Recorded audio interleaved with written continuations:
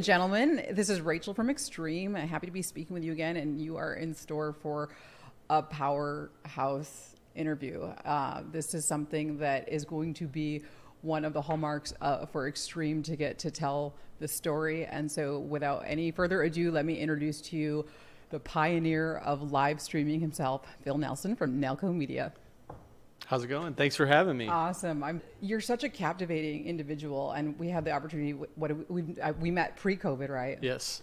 Pre-COVID, and we kind of happened to be somewhat in similar industries, and so once I discovered you and I realized what you were doing and how few people. I mean, yes, people, the powerhouse people in the industry definitely know what you do, right. But for the people in our local San Antonio, sixth largest city, Texas, the U.S., there's still a tremendous amount of people who don't understand what sort of mega mind they're getting to watch right now. So by all means, tell people, who you are and what you do. And well, I've been in live television for over 30 years. I'm going to backtrack just a little bit. So I was raised as an entrepreneur. My dad always invented things, built businesses, and would patent ideas and sell the business. And, so I was raised as a person that really didn't see an obstacle to going and doing something. And so when I was 15, my brother and I went to my dad on a Sunday morning and said, we need to borrow $5,000. We want to start a comic book and baseball card store in the mall. And my dad was crazy enough to say yes. He loaned us the $5,000. We went to the mall manager, met with him, and at that time in North Louisiana, if you had mall rent or mall space, you had to be open when the mall was open. But we pitched him, look, we're high school kids. I was in the 9th grade. My brother was in the 8th grade, and said we can't be here when we're in school. So we want to work out a deal where we have a store in the mall. It's baseball cards and comics. Our customers are in school too. So, we negotiated this deal and it became a pretty big deal. I mean, NBC World News Tonight did a story on us, front page of the paper. And, as a little kid, we were making about $1,000 a day. A day? A day. And you were 15? Mm-hmm. Yeah. And I don't want to tell anybody, we don't, that might be an unlisted number, your birthday or your age, but I mean, that's yeah, it was back in the 80s. Amount of money We got in at the right time. With any business, you really, timing is everything. And we were in the time, when we started the baseball, it was called Cardco. Okay. We like company. My company's Nelco. There's a theme there. But we started Cardco in the mid to late 80s. Mm-hmm. And at the time, there was a baseball card price guide, but there wasn't a basketball card price guide. It really wasn't an industry yet. And as there were people collecting, but it wasn't like a super moneymaker industry. And then all of a sudden in the 80s, it just exploded. Michael Jordan, 1986 Fleer rookie, was rare. And so anyway, we started this baseball card store and did really, really well with it and made a lot of money. And, as an 18-year-old kid, I was driving around in a Corvette I paid cash for and had money in the bank. And my brother was driving a jacked-up Toyota pickup with the big KC lights on it.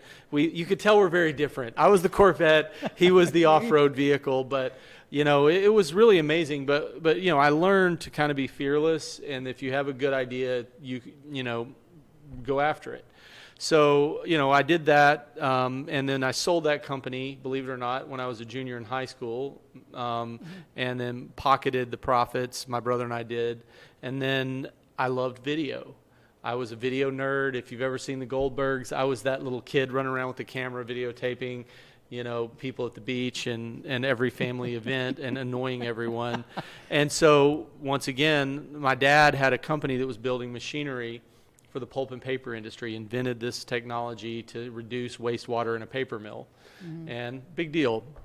And I was like, Dad, you need a video. And he's like, oh, okay. So we hired a video production company to come out, and they weren't, the videographer didn't really listen that well, to what was important to us. Sure. He was zooming in on a bolt that meant nothing, And so I was like, okay, Dad, I'm going to go buy a video camera and you're going to hire me and I'm going to make your videos. And so I got into video that way. I went and bought I spent like $17,000 on a camera at 18 and started doing videos for my dad. And what was really cool is at that time, marketing was changing. Before that, it was printed brochures and slideshows. Mm-hmm. And this was in the late 80s, and video was just really taken off because, video editing and things like that were becoming more and more accessible. You didn't have to have $1 million to make videos. And so I bought this camera, started shooting his videos. We edited his video, and he takes it out on his first sales call and basically says, look, you're not going to come to Monroe, Louisiana to see my facility, so I'm going to bring it to you.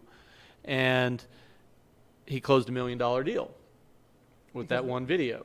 Not amazing. So I decided, you know what? I'm going to start a video production company. And I did. It was called VIP Productions. And I was at an 800 square foot office in Monroe, Louisiana that I was paying $800 a month for.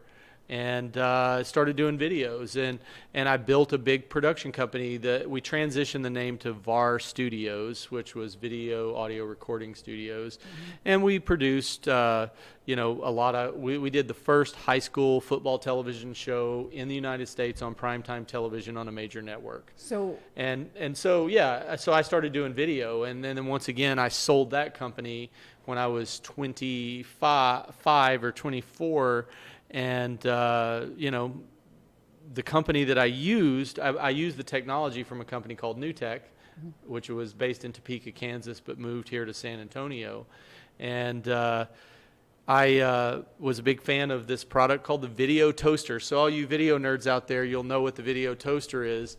And I was a fan. They empowered me to do what I did. So when I sold my company and signed the non-compete agreement, I called New Tech and said, you guys need to hire me. And they're like, we're not hiring. I was like, and I called them every week. I would call HR at New Tech every week. Hey, you hiring this week? Hey, you hiring this week? Hey, you hiring this week? Because I was just playing music in bars and non-compete. I was honoring it and not doing videos. And so, I ran into the mic. That's a rookie mistake. So I basically bugged them until the HR lady's like, look, I'm tired of you calling me. I'm just going to get you an interview with the VP of sales, and that way you'll at least go away or get hired. And we did a call, and he was like, can you start now? One, he liked that I wouldn't give up.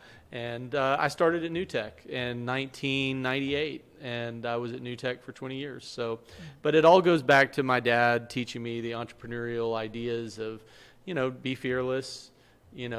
Listen, but don't listen to people who don't know what they're talking about, because mm-hmm. there's a lot of people that will give you advice, mm-hmm. but some of the advice is bad. Just because somebody is older doesn't necessarily mean they know what they're talking